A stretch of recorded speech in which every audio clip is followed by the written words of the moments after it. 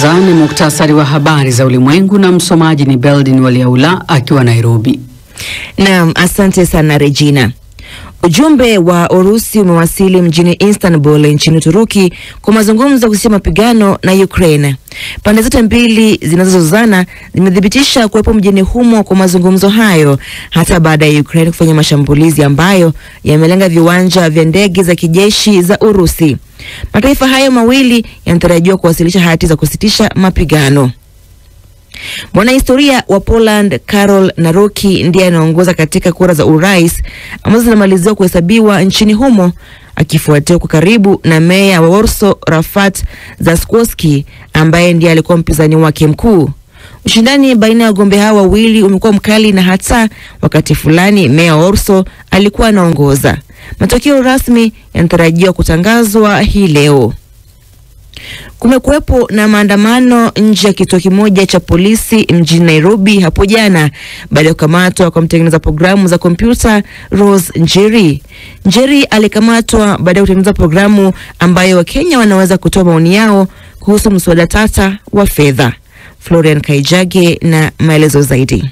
Wanaharakati hao wa Kenya walikita kambi nje ya kituo kimoja cha polisi mjini Nairobi na kuandamana wakipinga kushikiliwa kwa siku mbili kwa mtengeneza programu ambaye aliunda mtandao ambao watu wanaweza kutoa maoni kuhusu mswada wa fedha. Utawala wa Rais William Ruto umekuwa ukikabiliwa vikali na wakosoaji wa serikali baada ya maandamano makubwa yaliyotokea mwaka jana ya kupinga mswada wa fedha na kuongezwa kwa ushuru. Njeri alikamatwa siku ya Ijumaa baada ya kuchapisha kwenye mtandao wa X zamani Twitter kuwa Wakenya wanaweza kutoa maoni kuhusu mswada wa fedha wa mwaka huu, maafisa wa usalama wakisema chapisho hilo lilikuwa linapinga mswada huo wa fedha. Na mamlaka katika jimbo la Colorado nchini Marekani zinasema watu 6 wamejeruhiwa baada ya vifaa vya kuwasha moto vilirushiwa kundi moja la Kiyahudi ambalo lilikuwa likiandamana kuunga mkono mateka wa Israel wanaozuiliwa na Hamas. Mshukiwa wa tukio hilo ambaye anashikiliwa kwa sasa ametambuliwa kama mwanamume mmoja mwenye umri wa miaka 45 ambaye kulingana na maafisa wa usalama alikuwa anapaza sauti akisema waweke huru wa Palestina. Balozi wa Israel nchini Marekani amekemea vikali tukio hilo akisema Wayahudi ambao wamekuwa kiandamana kwa kufuata sheria wamekuwa wakilengwa. Hii ni BBC. Muktasari wa habari za ulimwengu umesomwa na Beldin Waliaula akiwa Nairobi. Unasikiliza matangazo ya Amka na BBC kutoka idhaa ya Kiswahili ya BBC ikikutangazia kwenye FM, radio wa shirika na internet katika bbcswahili.com. Ukiwa nchini Uganda tusikilize kupitia Voice of Karamoja. Nchini Tanzania tutegee sikio kupitia Radio Kwizera Ngara. Nchini Kenya ni Mwanedu FM na nchini Jamhuri ya Kidemokrasia ya Kongo ni Radio Muungano Beni. Unaweza pia kuyafuatilia matangazo haya kupitia tovuti yetu ya bbcswahili.com ama kwenye ukurasa wetu wa Facebook andika BBC Swahili. Mimi ni Regina Mziwanda. Na kwa kuanza kile tulichokuandalia kama ulivyosikia kwenye muktasari wa habari za ulimwengu, duru ya pili ya mazungumzo ya amani kati ya Urusi na Ukraine inafanyika leo Jumatatu huko mjini Istanbul, Uturuki. Pande zote mbili zimethibitisha kuwepo kwa mazungumzo hayo licha ya shambulio lililofanywa na Ukraine kwenye kambi ya Urusi ya ndege za kivita. Taarifa zaidi na Halima Nyanza.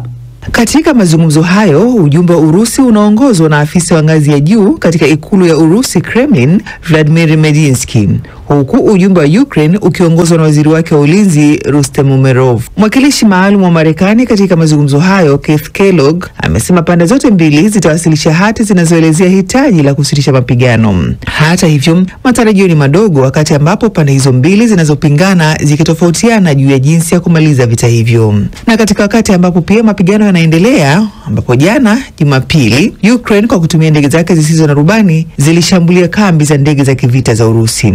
Rais wa Ukraine Volodymyr Zelensky amelisifu shambulio hilo. Aidha, Rais Zelensky amefahamisha kwamba watu wote waliohusika kwenye operesheni hiyo waliondoka salama Urusi kabla ya mashambulizi. Urusi nayo imethibitisha mashambulizi hayo kwenye mikoa yake 5 na kuita kuwa ni tendo la ugaidi.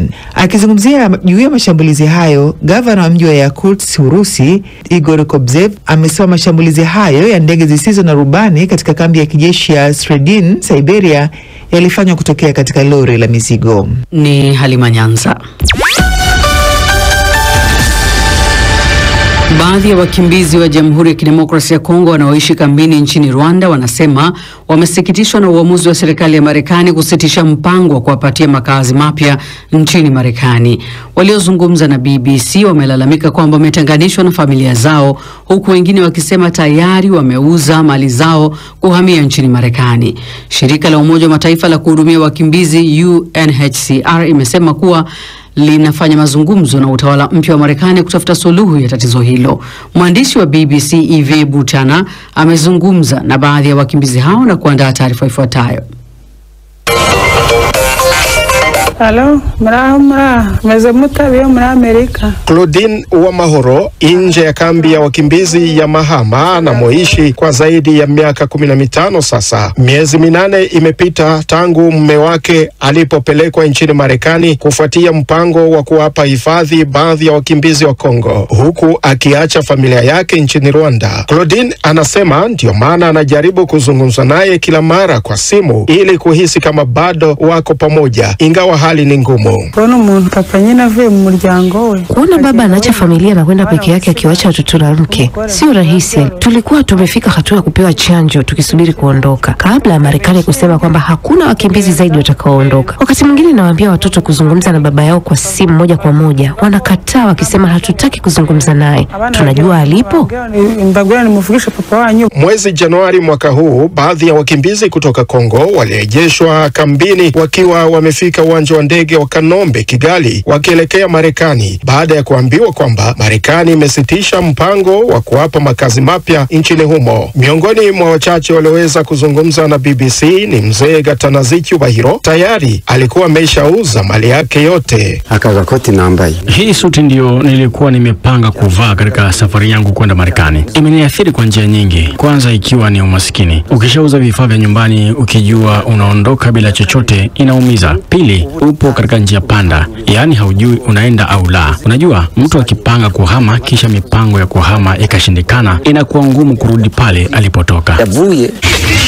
Gatanazi mwenye umri wa miaka 70 alikuwa amepangiwa kwenda na familia yake. Kinachomvutia zaidi kwenda Marekani ni mustakabali wa familia yake. Mimi siwezi kufanya kazi tena, lakini nina vijana wa kiume na wa kike ambao wamedhamiria kufika huko Marekani na kufanya kazi, kujikimu, kujiendeleza na kuona maisha yao ya baadaye. Mpango wa makazi mapya kwa baadhi ya wakimbizi wa Kongo umekuwa ukitekelezwa na serikali ya Marekani kwa ushirikiano na shirika la Umoja wa Mataifa la kuhudumia wakimbizi. Msemaji wa shirika hilo nchini Rwanda, Tim Shofner, alitoa jibu kwa maandishi. UNHCR iko tayari kuendelea kufanya kazi na utawala mpya wa Marekani kutafuta suluhu kwa swala la wakimbizi wanaohitaji usalama, ikiwa ni pamoja na kuwapatia makazi mapya nchini humo. Kwa ujumla, ni muhimu kutambua kwamba wakimbizi katika mchakato wa kuwapatia makazi mapya Marekani wanakabiliwa na kusubiri kwa muda mrefu kuunganishwa kwa familia au kupata makazi mapya kwingineko. Ni taarifa yake Yves Buchana. Huku Tanzania ikielekea kwenye uchaguzi mkuu wa rais, wa bunge na madiwani, Tume ya Taifa ya Uchaguzi nchini humo ambayo ina jukumu la kusimamia uchaguzi na kuhakikisha kuwa wananchi wanashiriki katika uchaguzi huru na wa haki, imekumbwa na ukosoaji kutoka kwa viongozi mbalimbali wa vyama vya upinzani ikiwemo chama cha ACT Wazalendo. Akizungumza na mwenzangu Ron Clifford katika makao makuu ya chama hicho, kiongozi wa chama cha ACT Wazalendo Dorothy Semu ameonyesha kutokuwa na imani na Tume Huru ya Taifa ya Uchaguzi Tanzania INEC.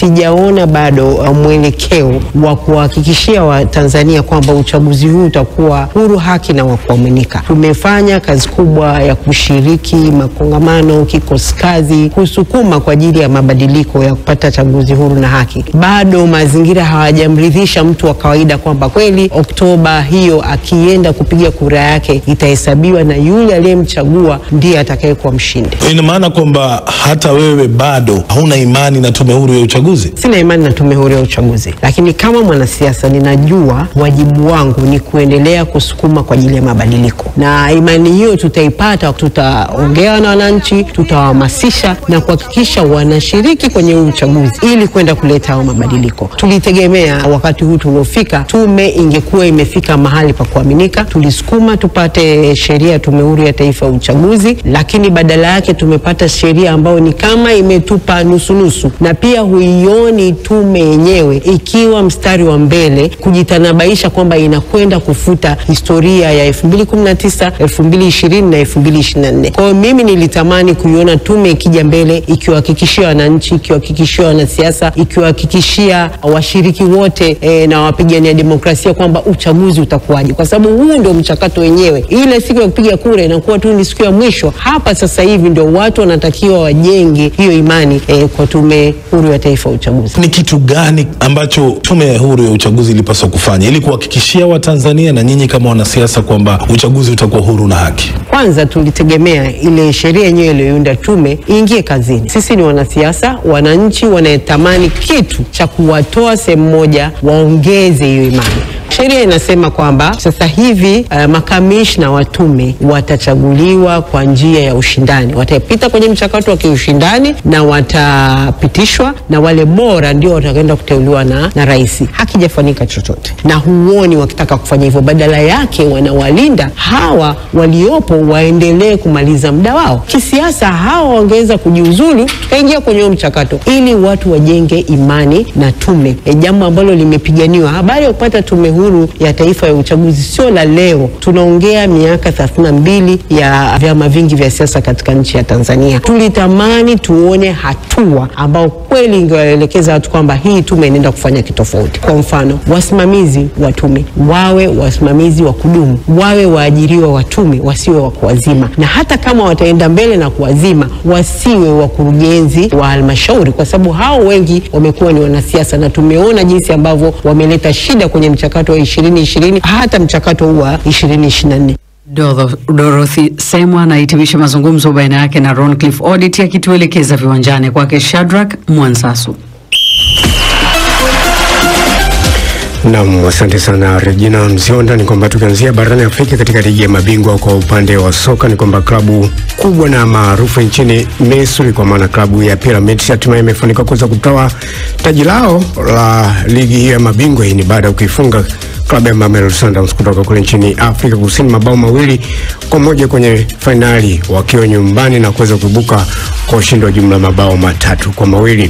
Lakini kumbuka kwamba kwenye mchezo wao mkondo wa kwanza, kwa maana finali ya mchezo wa kwanza, ni kwamba mchezo huo ulichezwa pale nchini Afrika Kusini na ulimalizika kwa sare ya timu hizo kuweza kufungana goli 1-1. Fiston Kalala Mayere wa klabu ya Pyramids katika mashindano yao sasa amekuwa ndio mfungaji bora wa mashindano haki katika jumla magoli 9.